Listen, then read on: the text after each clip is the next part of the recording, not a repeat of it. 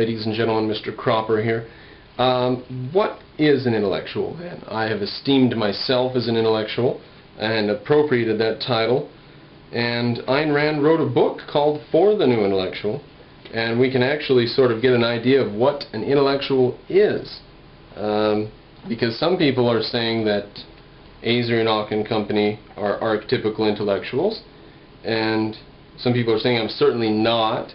In fact, I even had a gentleman offer the idea, what if 6 people believe you and 7 people believe me? Does that make me more of an intellectual? It's really not like that, guys. Intellectuals deal with abstractions. From For the New Intellectual, page 27 in the paperback. The professional intellectual is the field agent of the army whose commander-in-chief is the philosopher. Now, get this vision. The philosopher deals with broad abstractions, big broad abstractions. And the field people in each individual field, in the field of law, in the field of education, in the field of science, in the field of philosophy, in the field of history, they take the edicts, the discoveries, the statements by the philosophers, the field command, they take those and they implement them in the various fields.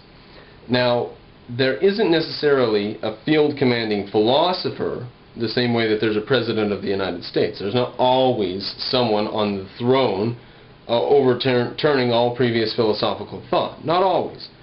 In fact, Aristotle was one of the kings. If we elect a tritary committee of kings, Aristotle would be one of the 3 on there. Aristotle, Ayn Rand, and we would have to debate, wouldn't we? So intellectuals are the professional whose commander-in-chief is the philosopher. The intellectual carries the application of philosophical principles to every field of human endeavor. He sets a society's course by transmitting ideas from the ivory tower of the philosopher to the university professor, to the writer, to the artist, to the newspaperman, the politician, the movie maker, the nightclub singer, to the man in the street.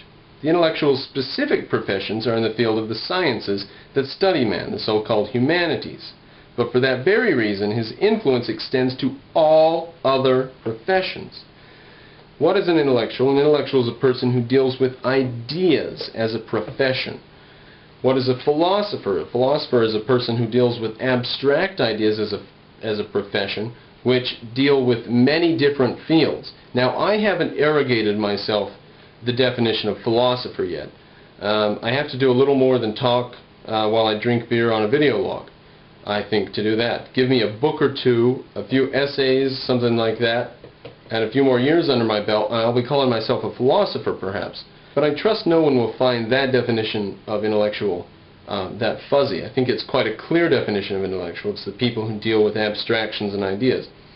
So somebody who works on phone cables at the phone company is not an intellectual.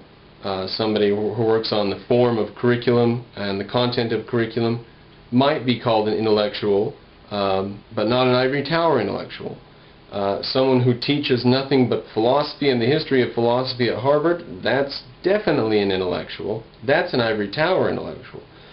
An intellectual is someone who deals with ideas. It's as simple as that. Do I deal with ideas in my everyday life? Do I deal with ideas as my public profession? I leave it to the fair-mindedness of my audience. Continuing a bit down with the quote, the intellectual is the eyes, ears, and voice of a free society. It is his job to observe the events of the world, to evaluate their meaning, and to inform the men in all the other fields. Now, how does he arrogate that job to himself? In a free society, he does that by being elected to that job, by being supported in that job by the people who want to pay him money or support him in whatever way. People write books, other people buy their books, and in that way they continue to be an intellectual. So the career of an intellectual begins, however, article or book that starts the person on a path where they are dealing with ideas and have people that are willing to support them, be it editors at magazines that support them with a job so they can print their ideas, or people who buy their books in bookstores. Continuing with a quote from the Ayn Rand letter, a preview, page 23, the intellectuals are a group that holds a unique prerogative, the potential of being either the most productive or the most parasitical of all social groups.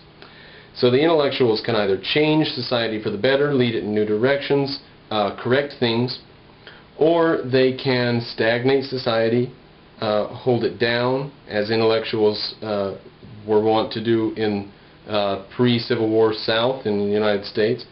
Or intellectuals can actively move a society backwards, can actively work towards destruction of its institutions and so forth, of its strengths.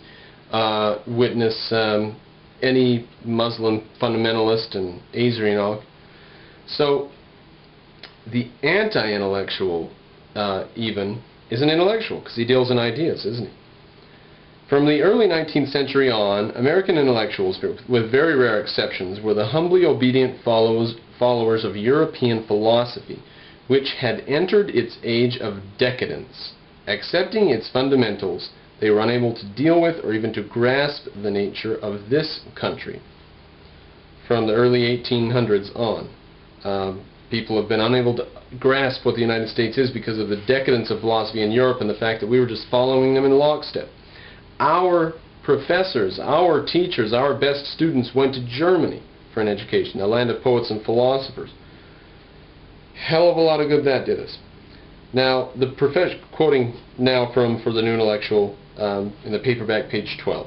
The professional businessman and the professional intellectual came into existence together as brothers born of the Industrial Revolution. Both are sons of capitalism, and if they perish, they will perish together. The tragic irony will be that they have destroyed each other, and the major share of the guilt will belong to the intellectual.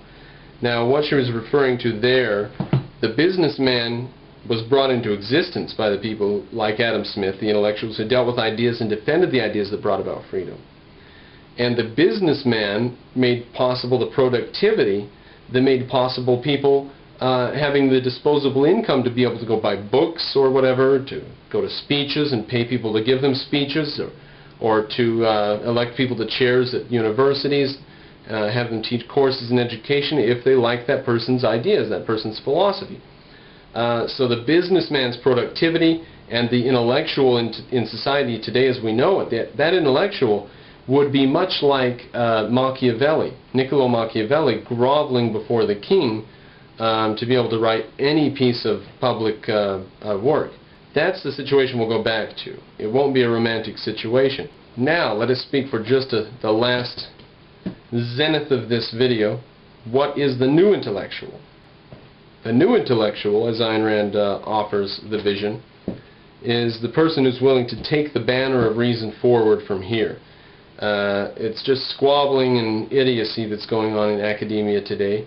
It's just so many variants of socialism, and which version do we choose? And it's just so many variants of skepticism and unreason, and which version do we choose? And the new intellectuals are going to have to be the people who pick up thinking, and actual rational discourse, and move forward with that.